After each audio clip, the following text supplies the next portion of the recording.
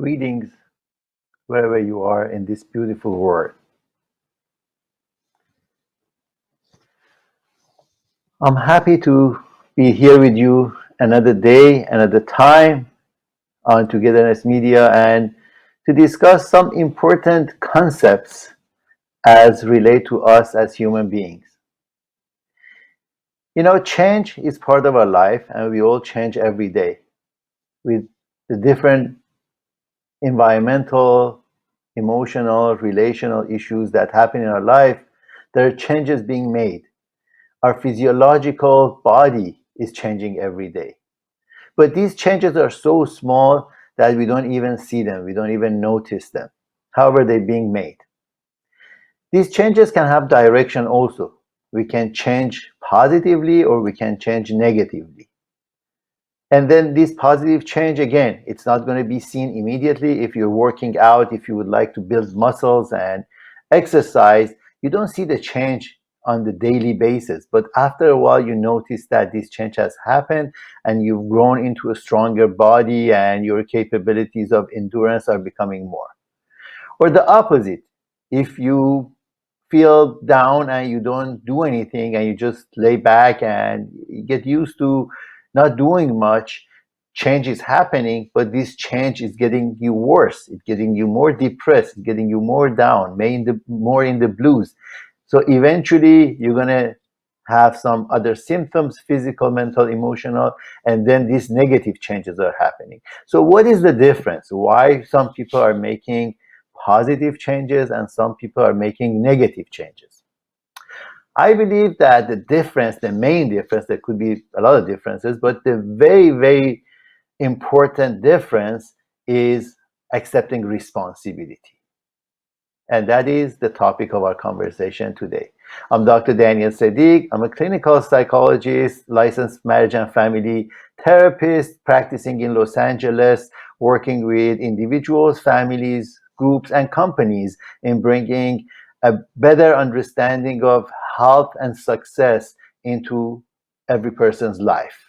And I'm glad that you're sharing this time with us, as together we're learning more about ourselves and how we can develop further into our personal growth, which leads to our family and environment and society and everything else that is around us.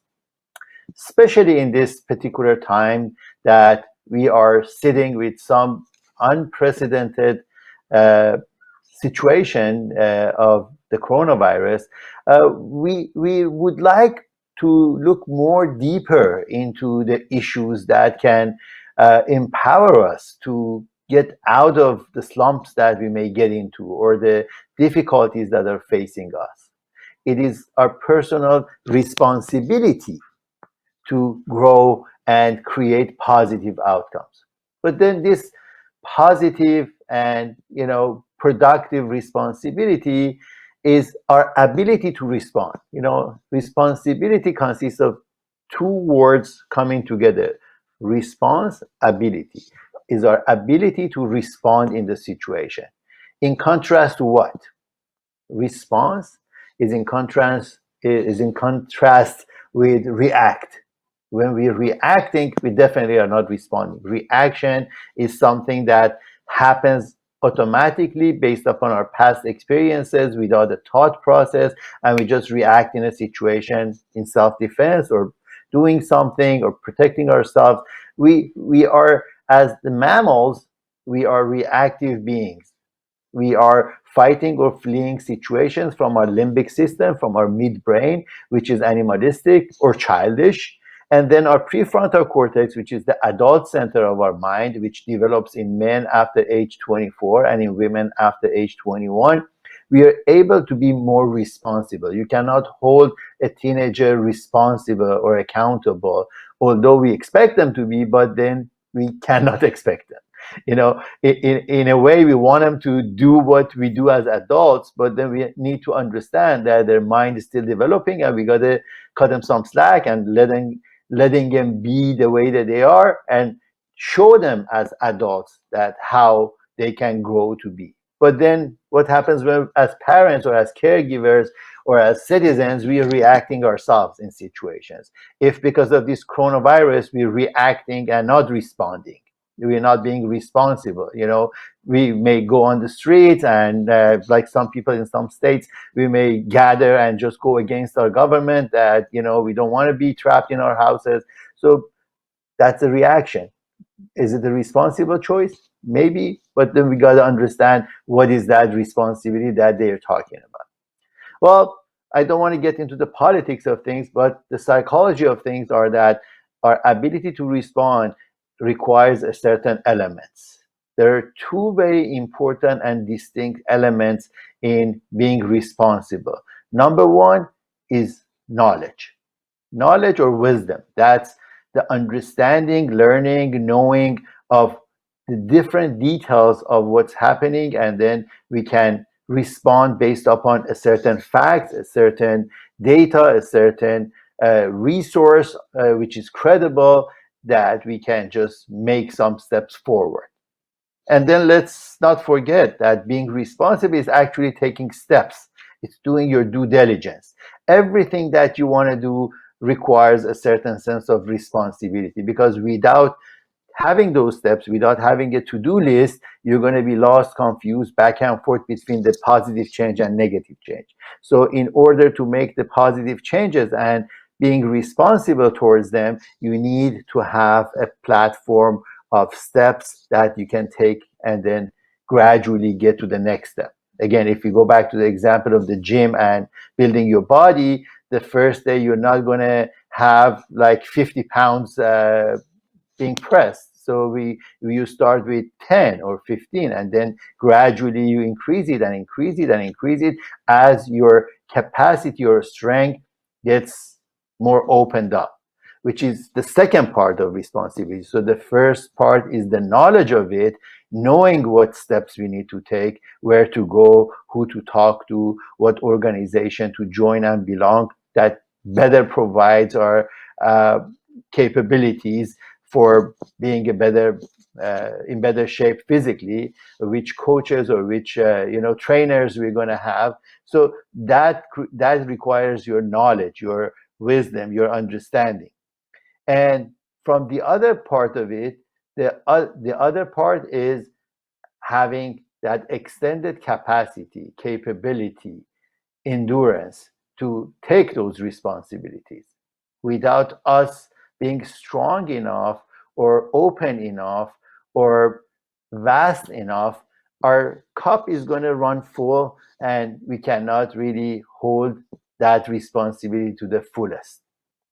Well, I chose a very short clip for you, which is from an organization in England. I like it particularly because it explains responsibility in a workplace and how people can be more responsible by understanding these small details. Let's watch this together, and then we can discuss further the issues that responsibility requires to have. We're going to cut into this short video and then we continue. Responsibility. It's fairly simple. We're all given a set of tasks to do as part of our job, so it's only our responsibility to get them done, nobody else's. Of course, we want them done brilliantly. Average and mediocre are not standards that will impress our supporters or each other. So what goes with responsibility is an expectation that things are done to a certain standard, a brilliant standard. It's not just a matter of responsibility, it's the result that I achieve with that responsibility that really counts. So let me explain. I might have the responsibility of keys, but this won't be helpful if I lose them all. Equally, and a little closer to home, I can be a lifeguard, but I would be a little irresponsible if I did nothing when I saw that someone was drowning. So responsibility is not about the tasks that are given to me, it's about the standard to which I deliver them. Of course, we impress others even more when we do a little bit extra, go the extra mile, or peel the banana. Those things happen when we have a complete understanding of our role and we don't just see our job as a series of tasks, but we see it as an essential function, a cog or a wheel in the organisation that has a deeper purpose to achieve results or fulfil our mission. We appreciate the bigger picture, and we use our initiative, and we turn a good experience into a great one. That's responsibility.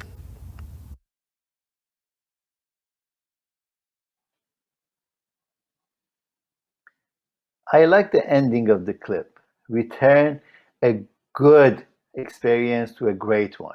It doesn't even have to be a good experience. Any experience could be turned into a great experience. And all we need to do is to act responsible.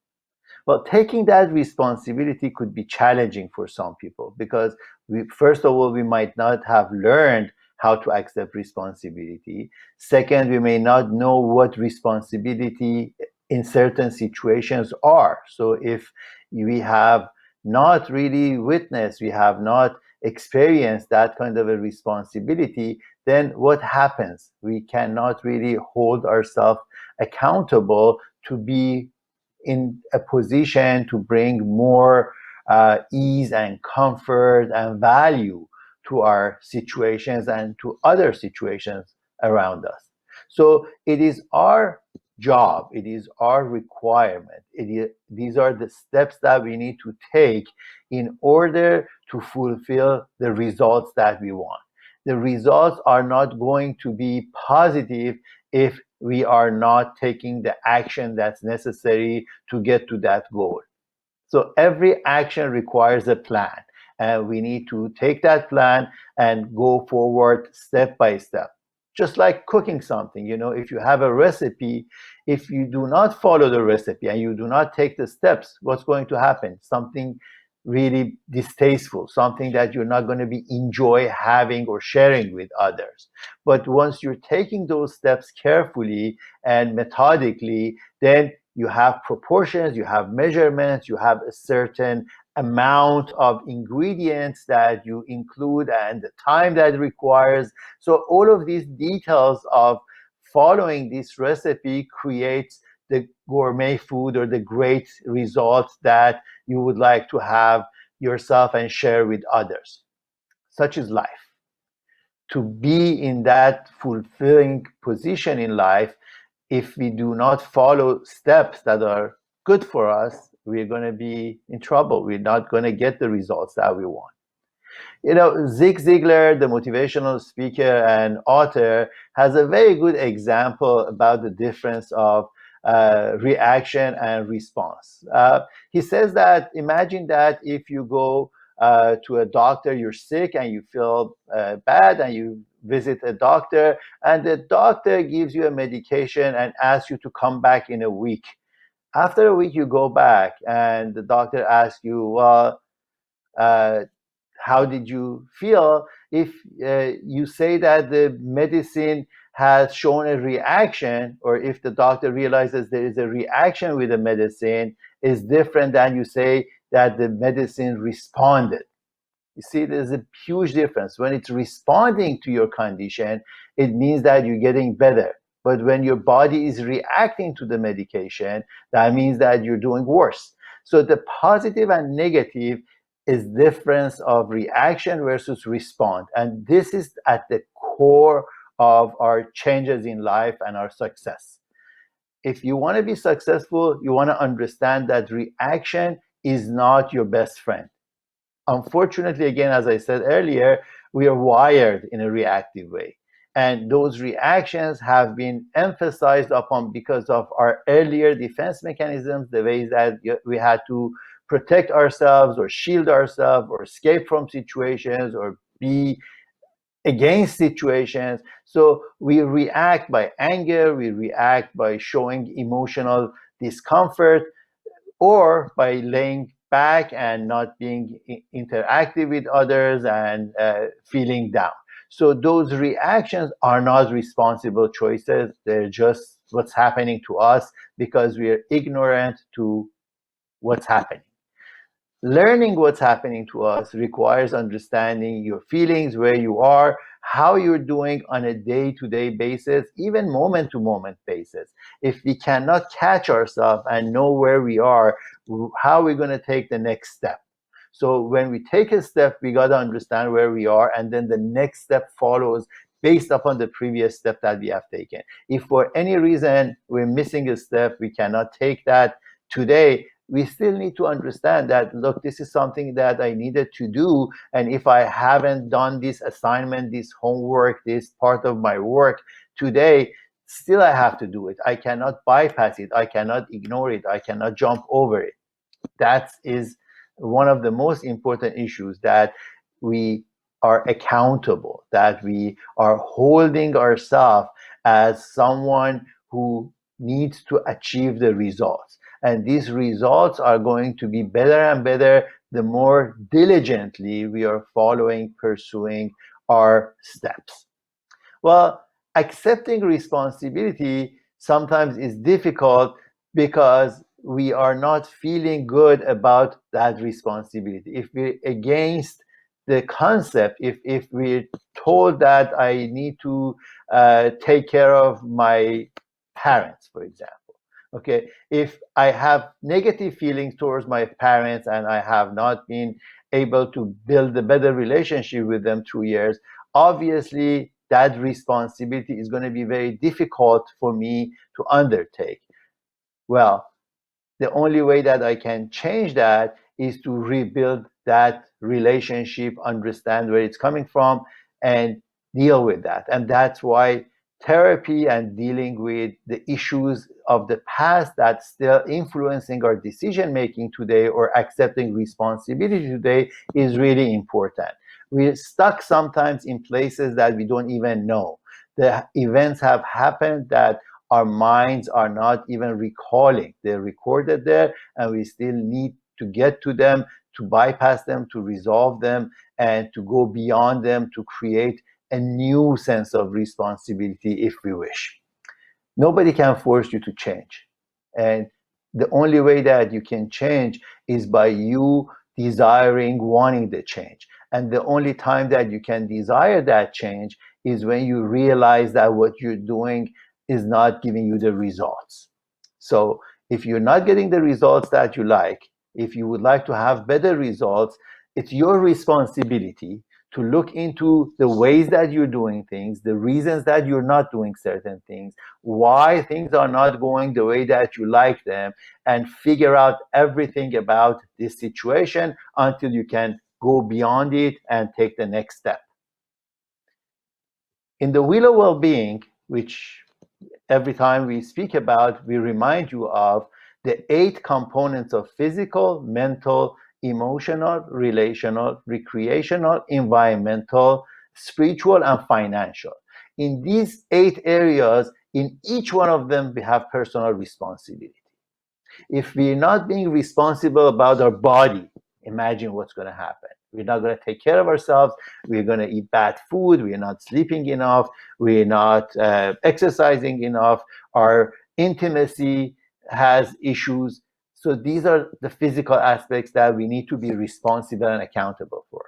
Again, mentally and mindfully, we need to educate ourselves. The knowledge that we were talking about, responsibility and accepting responsibility, without knowledge and having a brain that is developing and further collecting data, we're not going to be very effective.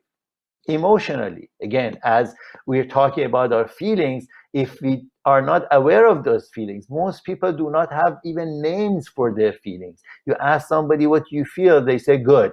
Okay, good is not a feeling. Good is a state of just general things that you're telling me. Good or bad is not giving me a detail about your feelings.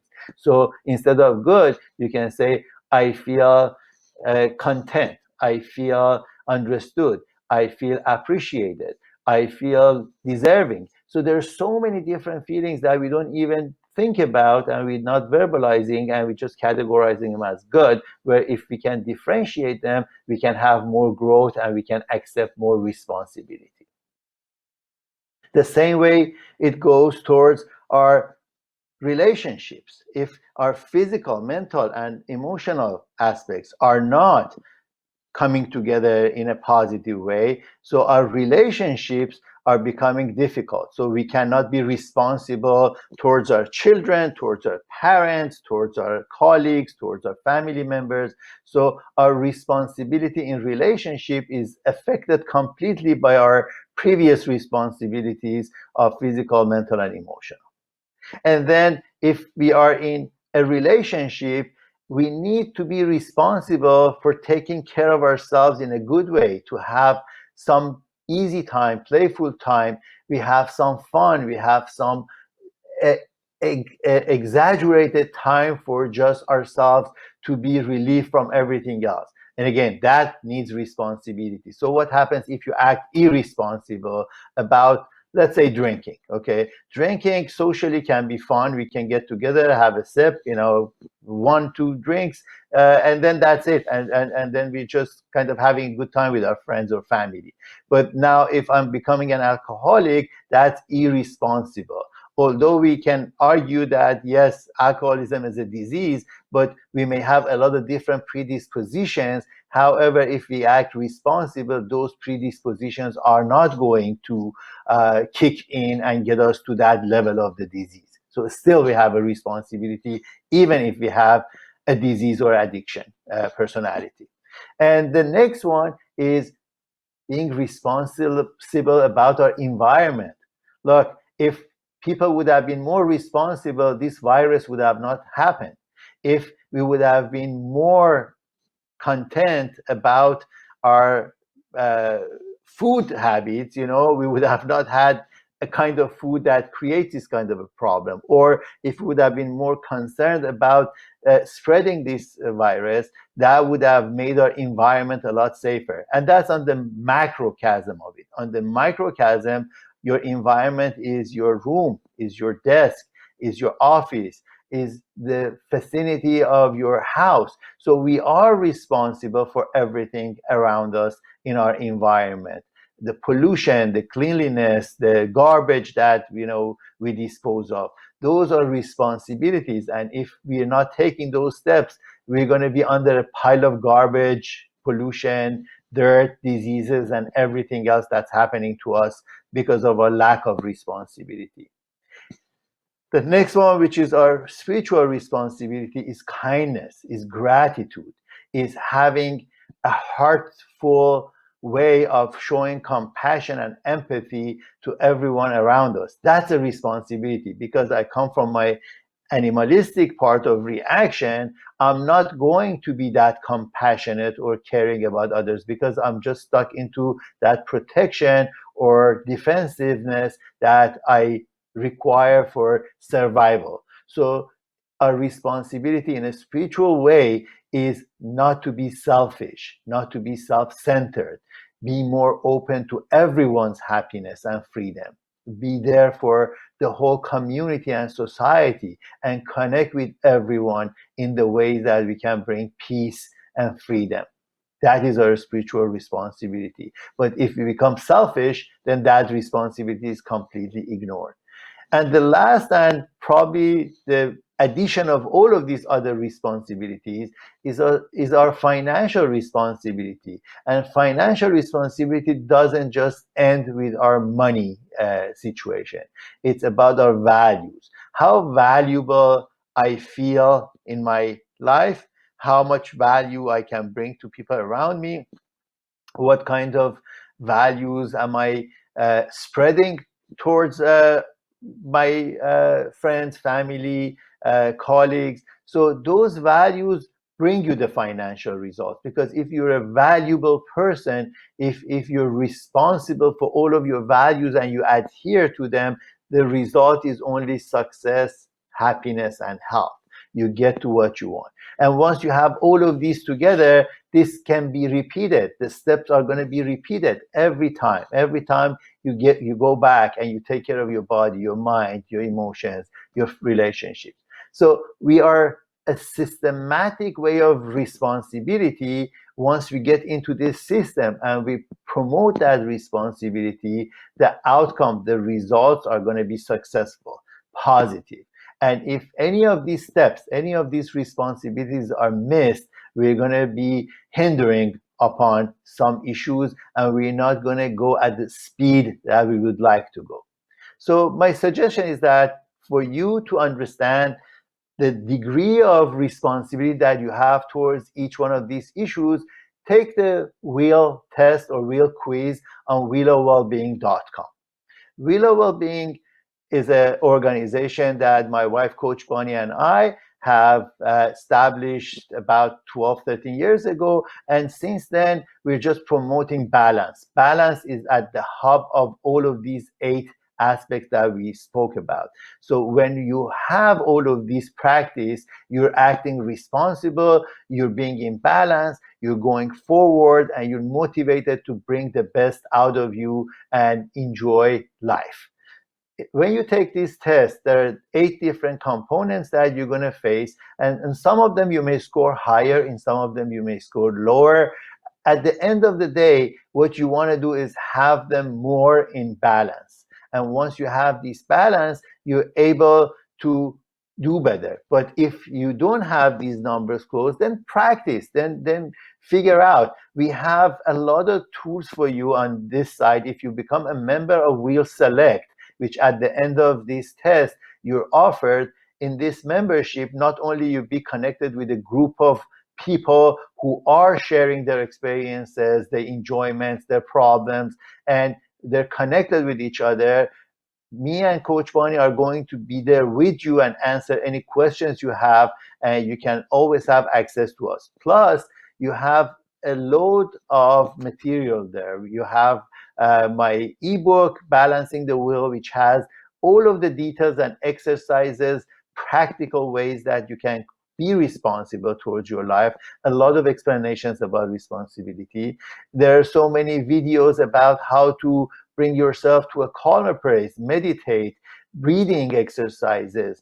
There are a lot of information on all these 8 different spokes that we're speaking about that you can enhance your life with. And if you decide not to go there, that's fine too. You're always welcome to contact me or Coach Bonnie at willowwellbeing.com, and we're glad to give you specific addresses, understandings, directions that would fulfill your life.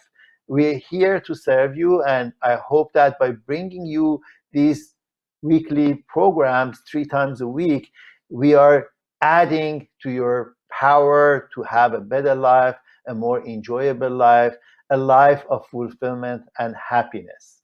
We all have the common goal of being free and at peace. We are all joyful beings living an earthly life with the conditions that we have. As we know, these conditions sometimes are more difficult and sometimes more easier, but we can understand and expect that life is not generally easy. Living on earth, because of its physical challenges, becomes a challenge to us humans, and it is our responsibility to deal with these challenges in a way that's effective, methodical, compassionate, understanding, and wholesome. We have this joy inside of us that we can all share with each other and just elevate. And the purpose of everything that we talk about and do is elevating your awareness to a place that you can be more connected to the energy that all of us share with each other. There is nothing more important to do in this time that we're in this social isolation, to go within, realize these aspects of ourselves, and then bringing them out and spreading it to the world and giving it to others. It's a blessing to be with you, and thank you for giving me the opportunity to talk to you about responsibility. As you can see, it's a big load, and we are all responsible to go through life in the best and most positive way that we can. Blessings, and have a beautiful day, and I see you on Monday.